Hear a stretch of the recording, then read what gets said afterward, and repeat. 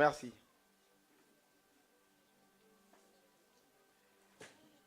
Le texte de base que nous allons avoir à partager se trouve dans l'épître de Paul aux Colossiens.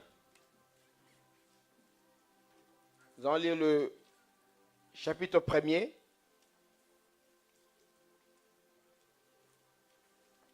On lira du verset 9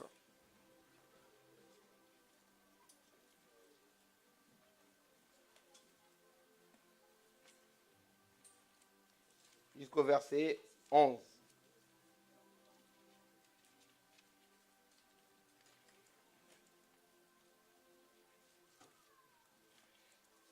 Aujourd'hui, je vais introduire mon message. Le prochain jour où nous aurons à avoir la réunion, c'est dimanche, ouais? Ok. Dimanche, on aura plus de temps. Je vais aller en profondeur et puis conclure et nous aurons à avoir le temps de prier ensemble. Si le Seigneur nous permet.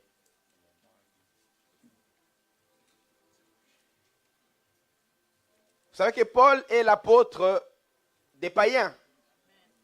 Les païens, c'est nous autres. Nous qui, jadis, nous étions les étrangers à l'alliance divine. Nous étions appelés les païens ou bien les gentils. Le monde était subdivisé en deux. Il y a d'un côté les Juifs, descendants d'Abraham, le peuple de la promesse, à qui Dieu a donné les promesses, Dieu a donné la loi. C'est le peuple de qui est issu selon la chair, le Christ. Et de l'autre côté, c'est toute la multitude des nations. Vous imaginez, le monde entier était composé de ce qu'on appelle les païens. Une seule nation qui est appelée la nation de Dieu, le peuple de Dieu. Le peuple par qui Dieu parle. Dieu a choisi cette nation pour être l'instrument didactique par lequel il va enseigner au monde le culte du vrai Dieu. Nous n'avions pas le droit. Paul dit, nous étions sans Dieu dans le monde. Attendez, quelqu'un nous a créés, mais nous étions sans Dieu. Parce que les gens avaient abandonné le Créateur pour aller adorer les créatures. Les Grecs avaient une pléiade de dieux. Depuis Zeus, Apollon, tout ça. Les Romains avaient l'équivalent de ces mêmes dieux, mais avec d'autres noms, Jupiter et tout ça. Moi, mon grand-père était un animiste. Il adorait le dieu de la forêt, le dieu des eaux, et certains le dieu du feu. Bon. Nous n'avions pas Dieu et nous n'avions pas la connaissance de Dieu. Mais au-dessus, nous avions quand même, les gens connaissaient en général qu'il y a un Dieu créateur suprême, même s'il y avait plusieurs dieux, mais les gens adoraient en général un Dieu créateur au milieu d'autres dieux, comme Zeus était considéré comme le créateur. Pour les Grecs, Paul a eu la lourde mission. Vous savez, c'est facile d'enseigner au peuple qui a déjà connu les choses de Dieu, pour leur dire que là, vous êtes à l'erreur, et là, vous devez corriger votre manière de travailler, de penser. Jésus-Christ a parlé aux Juifs, et il ne voulait même pas parler aux païens. Quand les païens venaient les déranger, ils disaient, attention, attention, je n'ai été envoyé qu'aux brebis perdues de la maison d'Israël. C'est la fin de son ministère qu'il a pu s'adresser maintenant aux païens. Il commence à parler aux païens, les gens en aussi grand nombre, à la prière sacerdotale. Il prie, pas seulement pour ceux qui ont cru, mais pour ceux qui croiraient au travers d'eux. Donc pour nous autres ici, Jésus a prié pour nous dans Jean 17. Et Pierre a été envoyé comme apôtre. Et le peuple d'Israël, les autres. Mais Paul a été choisi pour être un apôtre des païens. Et écoutez, La culture, quand tu suis ta propre culture, ma culture à moi, m'éloigne de Dieu. La culture, la bonne culture française, t'éloigne de Dieu. Une bonne éducation américaine t'éloigne de Dieu. Si tu veux être un bon Italien, tu seras loin de Dieu. Un bon Congolais, Ivoirien, Guadeloupe, peu importe, tu seras loin de Dieu. Bon, c'est étonnant de voir les gens qui veulent se tenir sur le piédestal de leur culture pour montrer qu'ils sont bien et ils veulent qu'on les traite dans les choses de Dieu par rapport à leur propre culture. Et bien moi j'ai été éduqué comme ça, bien aimé. Ta culture ne t'approche pas de Dieu. Au contraire, il t'en éloigne. Dans l'évangile, vous savez, les gens, des fois, il y a un conflit, mais l'évangile, ça appartient aux blancs. Écoutez, les blancs ont reçu l'évangile de la même manière que les jaunes, les asiatiques l'ont reçu, de la même manière que les Africains l'ont reçu. Et il est fort probable que les Africains aient pu recevoir l'évangile avant les Européens. Écoutez, juste quand les choses venaient de commencer, il y avait un eunuque éthiopien. Que je continue? Il est rentré à Sandas, n'est-ce pas, avec l'évangile. Converti, baptisé, il est rentré avec l'évangile en Afrique. Mais on ne nous a pas encore parlé qu'il y avait des missionnaires qui étaient allés en Europe. Paul qui est allé évangéliser l'Europe, là, il est venu après. Paul était encore païen quand Philippe convertissait l'eunuque éthiopien. Moi, j'ai étudié la culture des Francs dans l'histoire. Les Européens, avec leur Dieu, nous avons étudié l'histoire. Ces gens qui ont reçu l'évangile comme les autres, ils ont excellé avec l'évangile, mais au départ, ce n'étaient pas des chrétiens. Amen. Les Gaulois, les Francs, les Mérovingiens, les Italiens, les Grecs, les Germains, les Saxons, ce n'étaient pas des chrétiens. Ils ont reçu l'évangile. L'épître de Paul aux Romains, que certains appellent l'évangile selon Paul, parce que c'est le seul livre qui a expliqué avec profondeur la doctrine de Christ, comme aucun autre livre de la Bible. Les théologiens l'appellent l'évangile de Paul. Comme il y a l'évangile selon Matthieu, Marc, Luc, Jean. Parce qu'en Romain, dans l'évangile aux Romains, dans l'épître aux Romains, Paul a exposé la doctrine chrétienne, les fondements de la doctrine chrétienne. Il a bien défendu.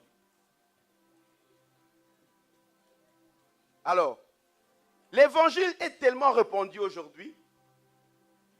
Je vais vous ramener à l'origine.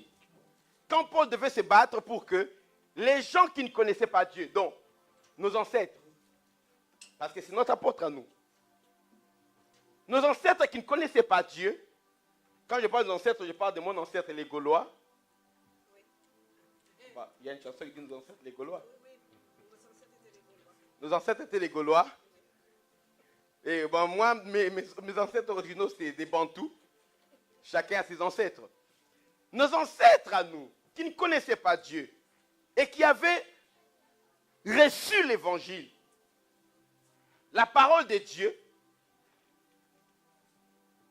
ils ont été confrontés à un problème. Certains connaissaient que Dieu existait. Ils savaient qu'il y a un être au ciel. Mais ils avaient aussi beaucoup d'autres dieux à côté. Ils avaient leur manière de travailler, leur manière de s'approcher de Dieu. Ils avaient leur religion, leur culte. Mais quand ils venaient à Dieu, il devait y avoir un shift. Vous imaginez, pour certains juifs, c'était déjà difficile pour eux de commencer à marcher sur la loi de Christ. Et qui ont grandi dans la parole de Dieu. Mais quand il fallait faire ce changement-là, commencer à suivre Christ, avec les préceptes de Christ, ça n'a pas été de tout, ça n'a pas été facile. Imaginez maintenant les gens qui n'avaient pas la culture de Dieu. Des gens qui ne connaissaient pas Dieu. Et leur manière de s'approcher de Dieu était une abomination. Les Juifs s'approchaient de Dieu et Dieu était content parce qu'ils avaient la loi. Mais quand mon ancêtre à moi devait s'approcher de Dieu, il devait aller se prosterner devant un arbre en adorant la créature au lieu d'adorer le Créateur, il était maudit et il exposait toute sa famille à la malédiction. Il y avait d'autres, pour adorer Dieu, pour s'attirer la faveur de Dieu, ils passaient leur fils par le feu ou bien par l'épée, comme Moloch. Moloch exigeait des sacrifices humains. Amen. Il y a des sacrifices humains qui se faisaient en Afrique. Il y en a qui se faisaient ici. Vous savez, les druides là, dans les forêts ici, en Normandie, peu importe. Il y avait des sacrifices humains qui se faisaient. Chez les Aztèques, il y a des sacrifices humains. Donc, leur manière de s'approcher de Dieu attirait la colère de Dieu. Maintenant, c'est à ce peuple-là qu'on veut enseigner le culte du vrai Dieu. Et Paul avait une lourde tâche. Aujourd'hui, être chrétien, c'est un nom commun des religieux portant une Bible. Alors qu'au départ, chrétien, c'était une qualification qui était résultante d'un style de vie. On devait remarquer une certaine vie. Ce n'est qu'après qu'on pouvait vous appeler chrétien. N'était pas appelé chrétien qui veut. Tout ce qui se convertissait, de prime abord, on les appelait les disciples. Ou bien les gens de la secte des Galiléens. Et nous venons d'une secte.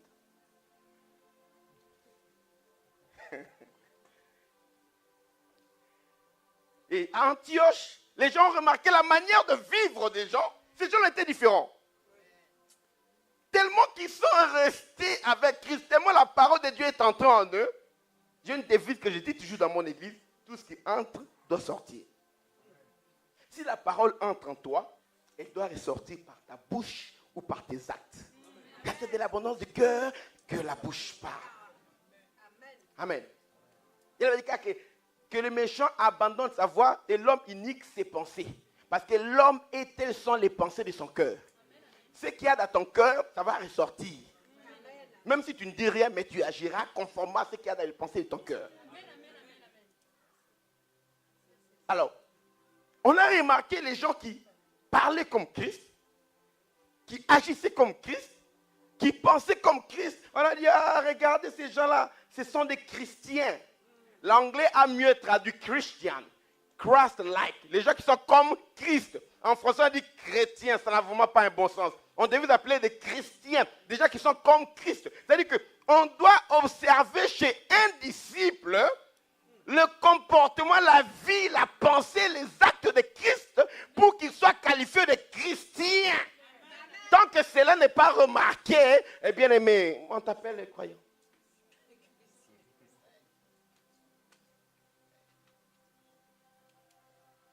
En d'autres mots, un chrétien était un disciple accompli. Car Jésus a dit, le disciple n'est pas plus grand que son maître. Mais tout disciple accompli est égal à son maître. Donc, on a vu là-bas des gens qui étaient comme Jésus. C'est pourquoi on les appelait des chrétiens. Dans leur vie, leur manière d'être, leur amour, leur comportement vis-à-vis des autres, le respect de Dieu, l'amour du prochain. Et quand il le fallait, il venait et dit, je n'ai ni argent, ni or. Ce que j'ai, je te le donne. Au nom de Jésus, lève-toi et marche. On a tué un seul Christ, mais le Christ est multiplié partout. Amen. Aujourd'hui, combien de Christ il y a dans la salle?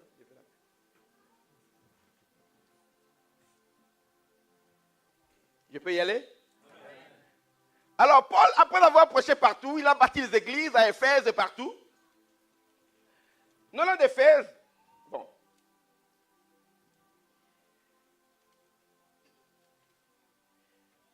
À 160 km d'Éphèse, il y avait la ville de Colosse. Le problème avec Colosse, c'est quoi? Paul n'était jamais arrivé à Colosse. En comparaison d'Éphèse et des autres villes, Corinthe, où il a bâti les églises, mais pour Colosse, Paul n'était jamais arrivé là-bas. Et les chrétiens qui sont là-bas, l'église qui était là-bas à Colosse, ce n'est pas Paul qui l'a bâti. Nous pensons probablement que c'est l'un des fils de Paul, Épaphras, qui a bâti l'église de Colosse. Paul fait référence à lui dès le début de son épître et jusqu'à la fin.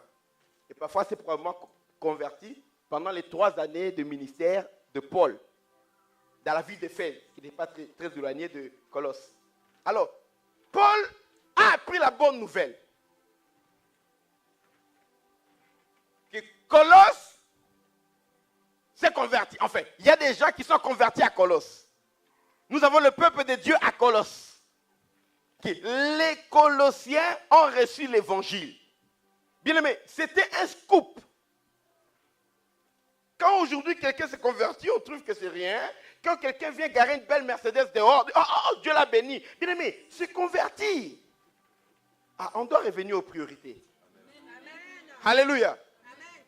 Les priorités, quelles sont tes priorités? Même quand on dit aux gens tout passera, mais la parole de Dieu ne passera pas, ça n'entre pas dans la tête des gens, dans le cœur des gens. Les gens prient en voyant une grande maison, en voyant une Ferrari, une Lamborghini. Une Twingo, tu n'arrives même pas à la maîtriser. Comment tu vas maîtriser la conduite d'une Lamborghini? Do you know how powerful this car is? Amen. C'est comme si tu étais en train de voler. Bien aimé. Alors, prions d'abord pour les choses spirituelles, maîtrisons cela, ok? Tu as beaucoup de païens dans ta famille. Si tu ne sais pas, tous les païens de ta famille, s'ils ne se convertissent pas, ils vont aller en enfer. Ils vont brûler dans un feu qui ne s'éteint pas. Ne me détestez pas, c'est dans la Bible. Je parle de ton père, de ta mère, de ta tante, ton oncle. Je parle de tes frères et sœurs. Si ils ne donnent pas leur vie à Jésus-Christ, ils vont brûler en enfer. Et ce n'est pas la volonté de Dieu. L'enfer n'a même pas été créé pour eux. Pourquoi ils doivent aller là? C'était créé pour les diables et ses anges. Mais en ayant suivi les diables et ses anges, Dieu ne va pas leur refuser de passer aussi l'éternité avec lui. Nous avons un autre choix. Nous sommes les ambassadeurs de Christ. C'est pourquoi il est écrit, nous vous en supplions. Au nom de Christ, soyez réconciliés avec Dieu. On doit travailler, même supplier les gens. Ne boude pas ta cousine parce qu'il faut pas prier. S'il faut la supplier, supplie-la parce que toi, tu sais où elle va.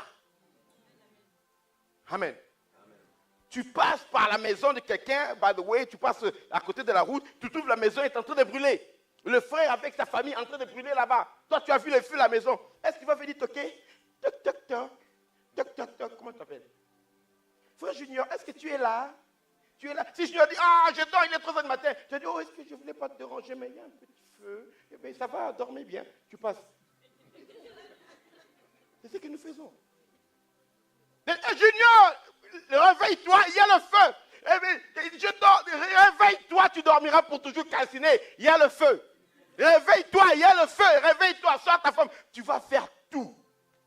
Mais le danger du feu éternel, un feu que les pompiers ne peuvent pas venir éteindre, est plus réel et plus dangereux encore, si je peux me permettre cette tautologie, que le feu physique, parce que le corps peut brûler, mais on va au ciel. Mais celui-là, c'est un feu qui ne s'éteindra pas. Nous laissons les gens comme ça. Paul a appris qu'il paraît que l'évangile est arrivé aux Colossiens. Et parfois, ce qui a fait les prêcher, qui a converti les gens ont donné leur vie à Jésus et ils sont venus faire un rapport à Paul. Mais tu ne sais pas, il y a le feu qui a commencé à Colosse. Les gens ont donné leur vie à Jésus. Nous avons appris le travail merveilleux qui se fait au centre évangélique La Résurrection avec l'apôtre Douglas, mon homonyme, Douglas Kyongeka, accompagné de son épouse. Elle chante, lui prêche, il prêche, elle chante. Et les gens sont venus.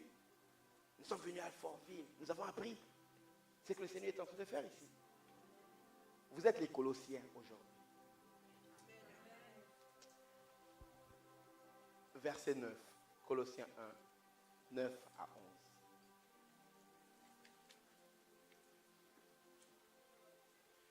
Paul déclare, c'est pour cela que nous aussi, depuis le jour où nous avons été informés, nous ne cessons de prier Dieu pour vous. Aïe. Qu'est-ce que nous demandons? Nous demandons que vous soyez remplis de la connaissance de sa volonté, en toute sagesse et intelligence spirituelle, pour marcher d'une manière digne du Seigneur et lui être partiellement agréable.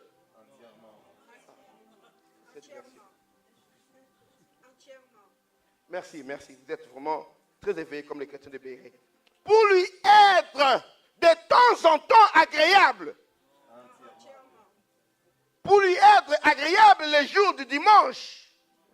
Non, pour lui être entièrement agréable. Portant des fruits. Quand on lui est agréable, la conséquence qui s'ensuit, c'est quoi? Portant des fruits en toutes sortes de bonnes œuvres et croissant par la connaissance de Dieu, fortifié à tous égards par sa puissance glorieuse, en sorte que vous soyez toujours et avec joie, persévérants et patients. Nous avons entendu parler de votre foi. Nous avons appris. Nous avons été informés. Dès le premier jour, nous avons appris que vous êtes en Christ. Nous ne cessons de prier Dieu pour vous. Nous prions pourquoi? Que vous soyez richement bénis. Que vous soyez prospères parce que l'or et l'argent nous appartiennent, ça appartient au royaume de notre Père. Nous prions pour que vous puissiez être des grands leaders dans ce monde. Nous prions pour que vous puissiez avoir tous les dons spirituels. Nous prions pourquoi? Écoute la prière de l'apôtre.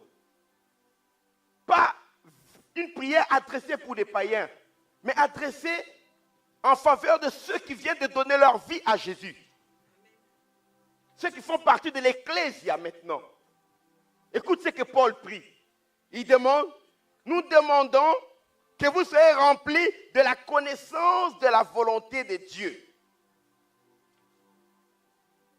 En toute sagesse et intelligence spirituelle. Bien-aimé, quand tu viens en Christ, quand tu es né de nouveau, quand tu deviens chrétien, ne pense pas que tu connais automatiquement la volonté de Dieu.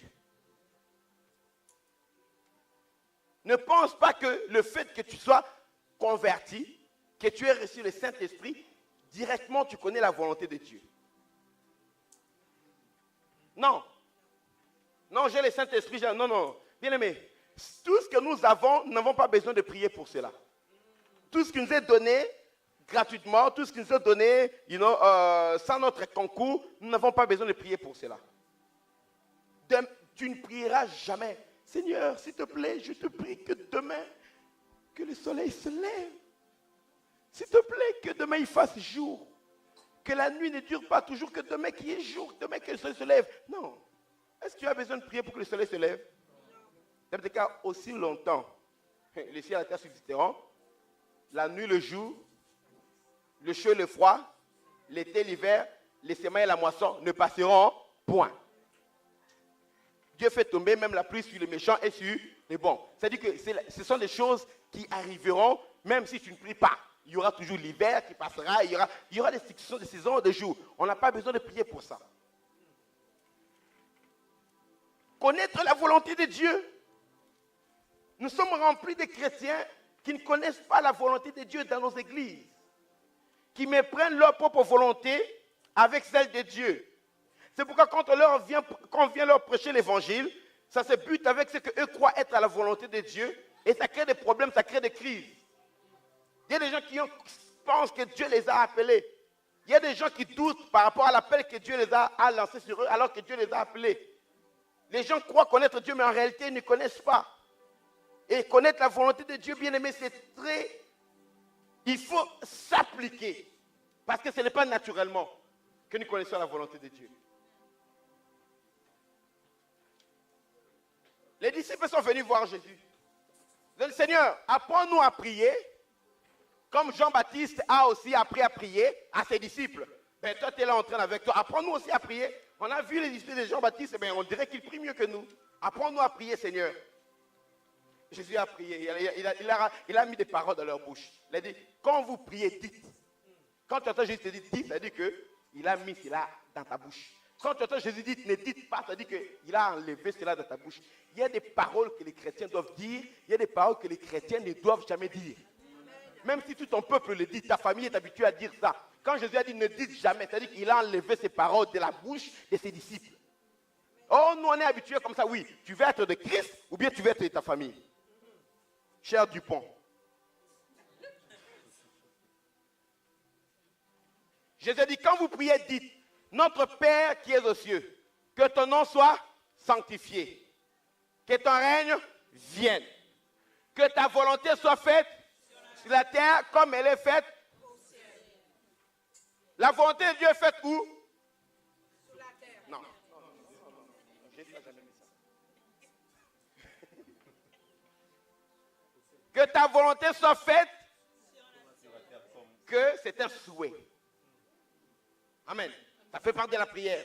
Que ta volonté soit faite sur la terre comme en comparaison, comme elle est faite au ciel. Au ciel, la volonté de Dieu est faite sans notre concours. Amen. Au ciel, il n'y a que la volonté de Dieu qui règne. Celui qui a osé faire le contraire de la volonté de Dieu au ciel, he was kicked out. On l'a chassé du ciel. Il s'appelait porteur de lumière, Lucifer. Il est devenu Satan. Satan veut dire opposant. Celui qui fait sa propre volonté devient opposant à la volonté de Dieu. On l'a chassé. Dès que dès que tu as volonté, tu deviens un opposant à la volonté de Dieu. Je ne vais pas mettre le nom propre là, Satan. Ça va te faire peur. Mais Jésus n'a pas hésité à l'employer vis-à-vis de quelqu'un qui voulait faire sa propre volonté. Jésus dit que je dois aller à Jérusalem pour mourir. Et Pierre a dit, arrête. Tu viens de déclarer sous la révélation du Saint-Esprit, le Père lui-même a parlé que tu es le Christ, le Fils du Dieu vivant. Et maintenant, le Christ ne doit pas mourir. Tu dis qu'on va aller là-bas pour que tu meurs. Non, car Dieu ne plaise, tu ne mourras pas. Moi, je dis qu'on doit mourir là-bas. Toi, tu dis que tu ne mourras pas. Arrière de moi, Satan.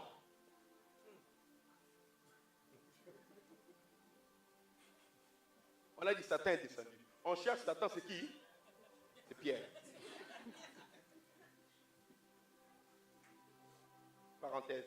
La personne qui vient de donner une très forte révélation, tu es le Christ, le Fils du Dieu vivant. Jésus a utilisé cette révélation-là pour annoncer pour la première fois dans la Bible la naissance de l'Église dans Matthieu 16, 18. Là, tu es Pierre. Et sur ce roc, je bâtirai mon église. Les portes de ces jours de mort ne prévaudront point contre elle. Juste quelques temps après, cette même personne, c'est lui, Satan.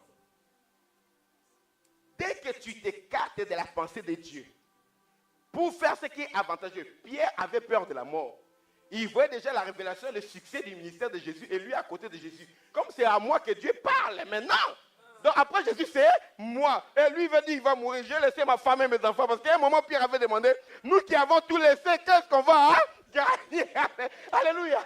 Maintenant, écoute, tu dis, oh, tu vas mourir. Non, tu ne mourras pas. J'ai beaucoup à perdre. Il y avait des jeunes comme les gens, mais Pierre avait beaucoup à perdre. Et bien, nous n'avons pas tous investi de la même manière dans l'église. Et même pour payer les loyers de cette salle, tout le monde n'investit pas de la même manière. Mais tout le monde s'assoit de la même manière.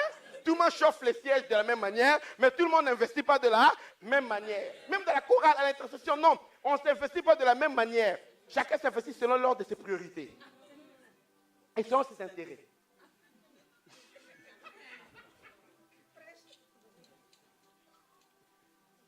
Ne me détestez pas. Et Jésus dit, arrière de moi, Satan. Pourtant, il a donné la révélation. Jésus l'a appelé, si le pasteur, frère, Satan, tu ne viendras plus jamais à cette église. Et Jésus lui a dit, ce n'est pas que Pierre était possédé. Jésus lui a expliqué pourquoi il l'a appelé Satan. Il a dit, tu mets en scandale, car tes pensées sont des pensées des hommes. Ah! Tu appelles quelqu'un Satan seulement parce qu'il pense comme un humain. tes pensées sont des pensées des hommes et non de Dieu. Pierre a pensé en tant qu'humain, il est devenu Satan. Satan en hébreu qui veut dire opposant. Tu veux réfléchir comme un bon français? Satan.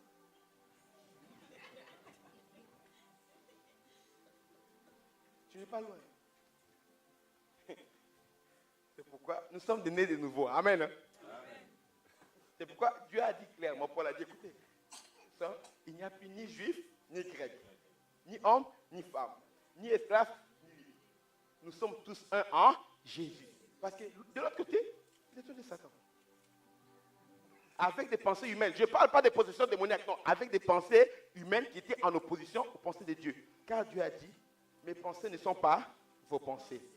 Mes voix ne sont pas vos voix. Autant les cieux sont élevés au-dessus de la terre, autant mes pensées sont élevées au-dessus de vos pensées et vos voix sont élevées au-dessus de mes voix. Alors, imaginez beaucoup de gens avec un raisonnement humain croient protéger les ministères. Si le ministère doit faire face à un danger, n'arrêtez pas ce danger. C'est dans ce danger-là que Dieu va se glorifier. Amen. Ne venez pas faire des conseils, oh non, c'est dangereux, pasteur, tu ne vois pas, c'est insensé. Oui, Dieu a choisi les choses folles du monde pour confondre les sages. Car nous sommes sauvés, nous, par la folie de la prédication de la croix. Folie pour les uns, scandale pour les autres. Puissance de Dieu pour nous qui croyons. L'Église ne marche pas par une succession de choses logiques. L'Église marche par la révélation de Dieu. Même si c'est que Dieu dit c'est illogique. I don't care. Mix lui l'histoire, j'aime sa parole. Il a dit, Dieu parle, moi je crois, c'est tout. Et quand j'écoute Dieu, je deviens têtu. Tant que Dieu ne parle pas, je titube, je prie, je vous demande des conseils. Mais dès que j'écoute Dieu, garde tes conseils. Et avec Dieu, ce n'est pas la majorité. Hein. Ce n'est pas la démocratie chez Dieu. Hein. Avec Dieu, ce n'est pas la démocratie. Oubliez ce qu'on vous a dit par les latins. Vox populi, vox dei. C'est démoniaque. Oh, la voix du peuple, c'est la voix de Dieu. Oubliez ça. Oubliez. Tu as déjà mis ça sur ton statut Facebook. Oublie ça. Oublie. La voix du peuple, c'est la voix de Dieu. Qui t'a dit ça? Moïse a envoyé 12 espions. Les 12 espions sont revenus. La majorité 10 ont dit, il est vrai que le pays est beau. C'est un pays où coule le lait et le miel. Nous avons vu ceci, cela. Mais nous y avons aussi vu les enfants d'Anak, de la race des géants. Nous étions à leurs yeux, là ça va encore, et on entre comme des sauterelles.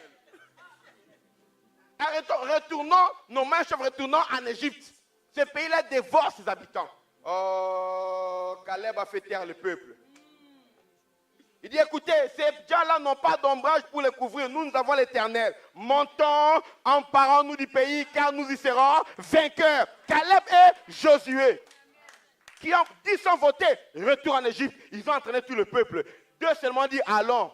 Mais les 2 là étaient dans le consentement de Dieu. Amen. À cause des 10 autres là, de la démocratie, tout le peuple est mort dans le désert. Heureusement qu'il avait dit, nos enfants vont devenir des proies. Nos enfants vont mourir. Dieu a dit, vous vous inquiétez pour vos enfants? Heureusement qu'il avait dit ça. En Israël, on devenait majeur à 20 ans. C'est à 20 ans qu'on avait le droit de participer à la guerre.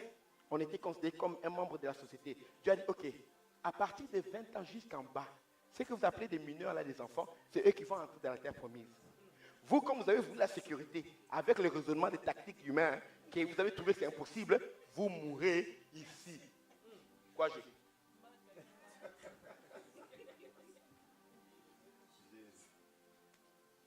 C'est ce qui est arrivé. Parce que quand tu veux raisonner les choses de Dieu, sans ta propre pensée, ta propre volonté, tu feras exactement ce qui est contraire à ce que Dieu veut.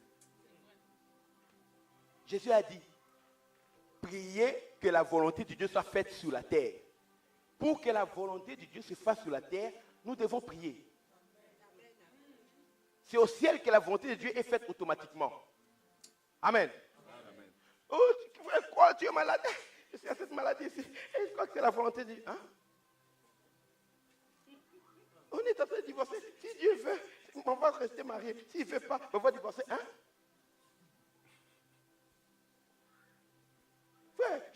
accident, j'ai les bras cassés, je crois que c'est la volonté de Dieu. Hein?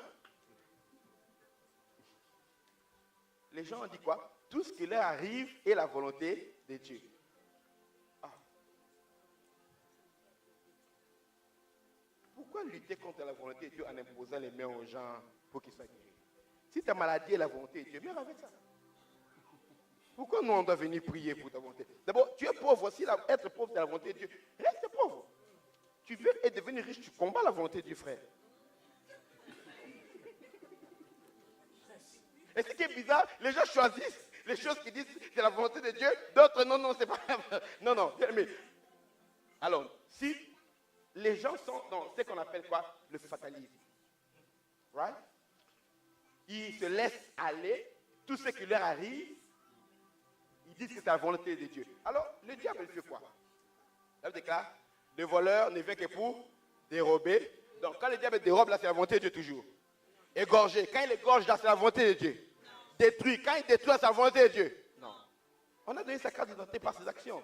Je lui ai dit, moi, je suis venu afin que les brebis aient la vie. Si ce verset-là était fini là, heureusement, dans le même verset, je lui ai dit, oh, vous allez dire, oh, non. Dans le même verset, virgule là, mais moi, je suis venu pour que les brebis aient la vie. C'est ça la volonté de Dieu. Je connais les projets que j'ai formés pour vous. Ce sont des projets de paix, de bonheur et non de malheur. En fait que vous ayez un avenir et de l'espérance. Et que pour que ces projets-là arrivent dans vos vies, ce n'est pas automatique. Priez. Amen. Il a dit, demandez ce que vous voulez. S'il doit nous donner quelque chose gratuitement, est-ce que nous demandons pour que les jours se lèvent? Ce que nous devons avoir qu'on n'a pas encore, il a dit, demandez, je vous donnerai. En fait que votre joie soit parfaite. C'est-à-dire qu'il y a des choses que si on ne reçoit pas, notre joie ne sera pas parfaite. Amen. Il y a des mariages intercession et il y a des mariages adoration, action de grâce. Il y a des couples, c'est l'adoration. Merci Seigneur pour ce mariage. Merci Seigneur pour ces couples. Mais il y a des mariages. Quelqu'un devra traduire pour vous. Je vais chanter cela dans ma langue. Il y a des mariages. Le chant qu'on entend là-bas, c'est Yesu, Kembisanga na kundima, Masiya mwana na nzambe, Kembisanga na kundima, Libala ngana balaki, Lukelenga makambo, Masiya mwana na nzambe, Kembisanga na kundima. Oh Jésus, fortifie ma foi, ce mariage détruit ma foi.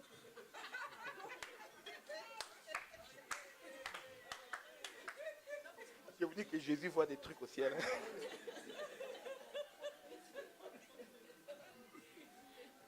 Jésus voit des trucs au ciel.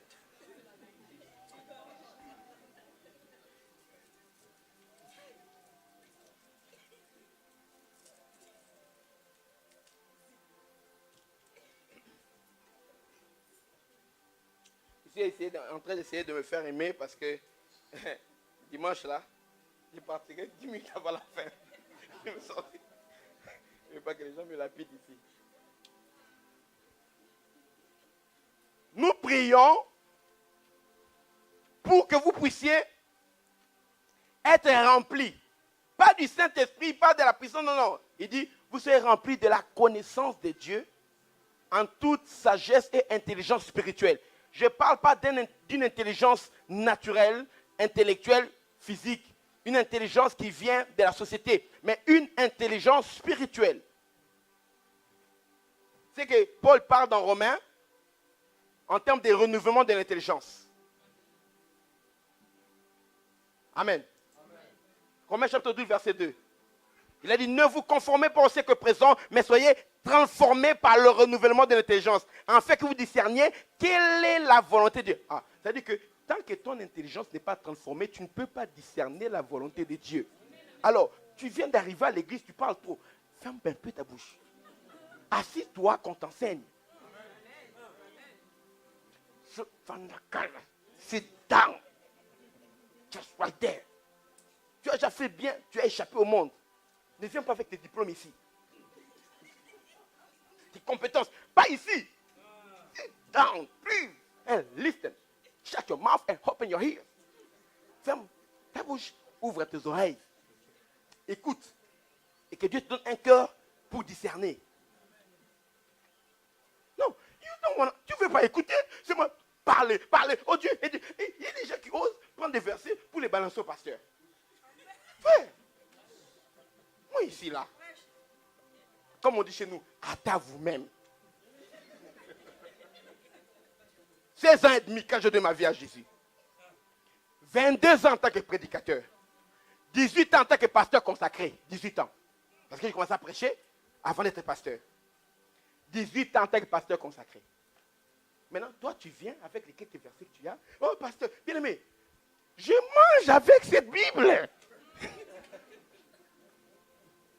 C'est ma profession. Quand toi, tu lis là pour la vie et puis tu vas travailler, moi, c'est mon travail.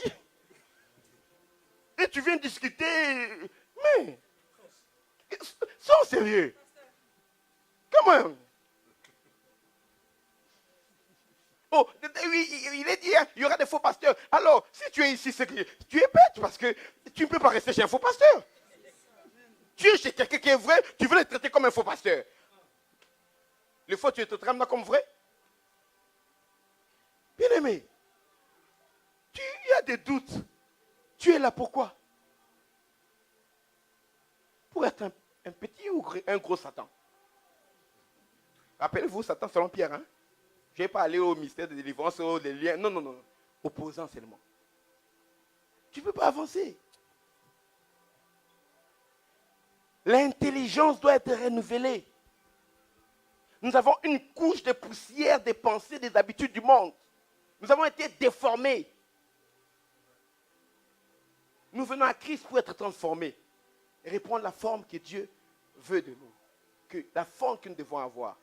Mais Dieu, il n'impose pas. Tu dois collaborer. Le christianisme, ce n'est pas l'islam. Amen. On ne t'imposera pas. Alors, Wakbar, ressort. Non. Chez nous, qu'est-ce que tu veux que je fasse? Amen. Tu dis ce que tu veux. Jésus dit qu'il te soit fait selon ta foi. Nous, on n'impose rien. Je vous dis, si tu ne doutes à ce que nous disons, on ne te lapidera pas, on ne te gorgera pas. Ici, il n'y a pas ces trucs de Moudjahidine là. Nous ne tuons personne qui ne croit pas. Vous avez le droit de ne pas croire. Vous avez le droit d'aller en enfer. Amen. On ne vous imposera pas le ciel, on ne vous imposera pas l'enfer aussi. Tu vas en enfer parce que tu le veux. Salut. Il doit être un peu plus. Tu vas au ciel parce que tu as fait aussi un choix. Salut. Entre dans la paix de ton maître. Qu'est-ce que tu veux pas du ciel? Vous allez le faire entrer de force?